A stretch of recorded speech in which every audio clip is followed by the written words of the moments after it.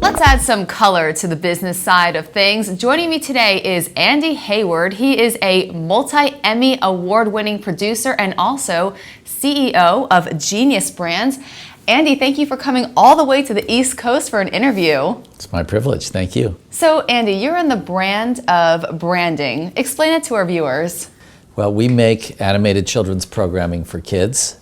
We produce the cartoons, we distribute the cartoons, and then we license from the cartoons our characters onto consumer products. So if you're watching a cartoon with superheroes on it, then you're going to go be interested in buying the toys of the superheroes. And then your kids are going to want to have the sleepwear of the superheroes. And they probably want to have sheets and bedding from the superheroes.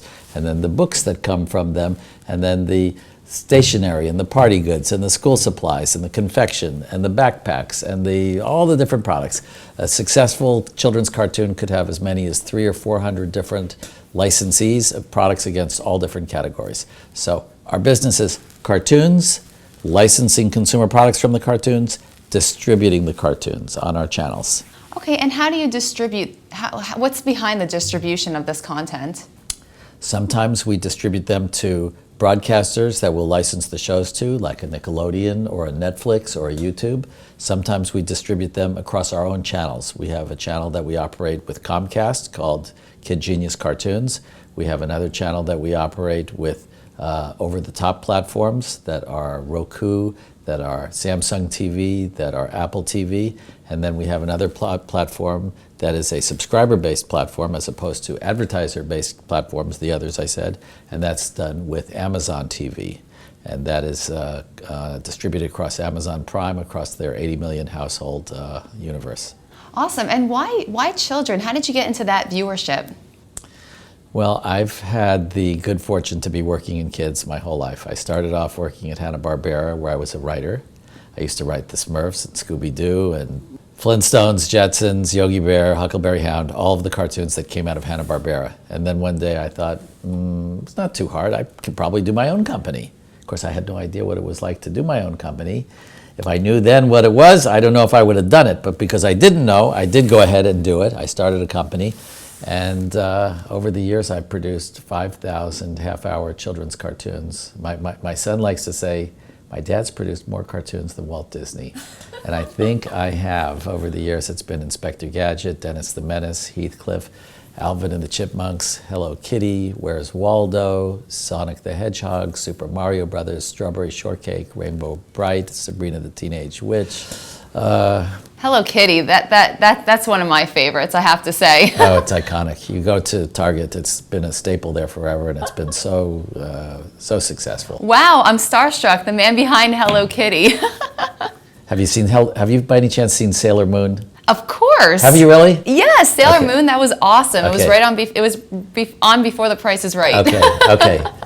Big kudos to you. Sailor Moon was a very, very special show, but I didn't produce that. I saw that in Japan, and I thought that would have a market here in the United States, and I acquired it, and then I repurposed it for the U.S. market. I had it dubbed into English and music put on it and everything else, and it had to be edited to be okay for the U.S. market.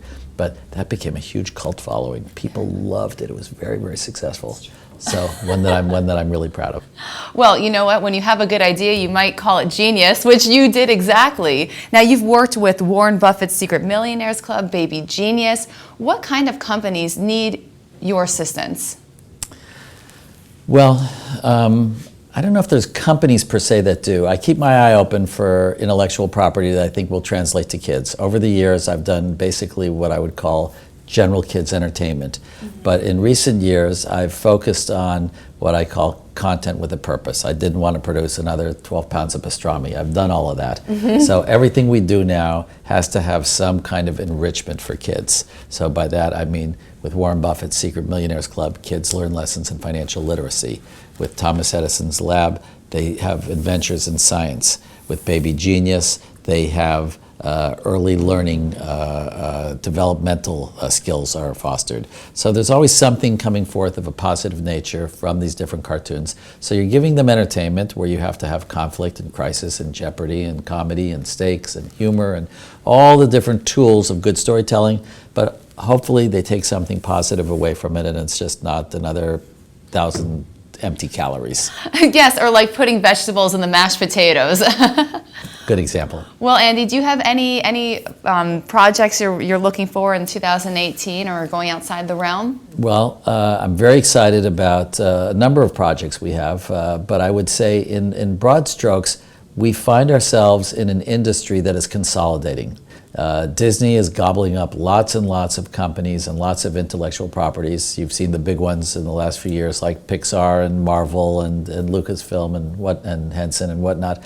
And it's a little bit like a game of musical chairs, where every year somebody takes a chair out and there's fewer and fewer players. We're kind of becoming the last oasis in the desert. By that I mean we have content and we have distribution. There's very few companies that have that. Disney has it, of course, with the Disney Channel. Viacom has it with Nickelodeon. Warner Brothers has it with Cartoon Network and Boomerang. And shortly, Universal will have it with Sprout, which was a toddler network that they've repurposed for an all-purpose kids network. There isn't any others. So if you are a company that is looking to have children's content and to be able to distribute it, there's very few options out there. So we're just kind of keeping to our knitting, doing our blocking and doing our tackling and growing the catalog. We have about 500 episodes in our catalog right now. We've got about 150 in various stages of production. We have a huge show coming forth I'm very proud of with Nickelodeon called Rainbow Rangers. It's a show that's a very empowering show for young girls, a timely subject for today. And it was created by Shane Morris and the director of Lion King, Rob Minkoff. They put this show together. It's called Rainbow Rangers. 7 girls who each have a different color of the rainbow. They each have a different power. They live in a magical land called Kaleidoscopia on the other side of the rainbow. And they are the Earth's first defenders. When there's something wrong occurring on Earth, they put their rings together, they go over the other side of the rainbow, they say, "Ride, Rangers, ride," and they go and they address it. It could be a family of polar bears out on the ice tundra where there's been melting ice and one of them breaks and the baby bear is separated from the mother bear, and they see this and they've got to go rescue the little baby bear. Could be anything like that, and they learn a lesson about global warming. There's a little bit of, positivity in everything we do, and at the same time, we're filling a niche where we think we can create some good business also. Oh, I can't wait to see that on TV and keeping up with the trends. That's very smart and with content with a purpose. Andy, it was so nice to meet you. Glad to get someone behind content on cam for our viewers. Thank you. My privilege. Thank you so much. Thank you.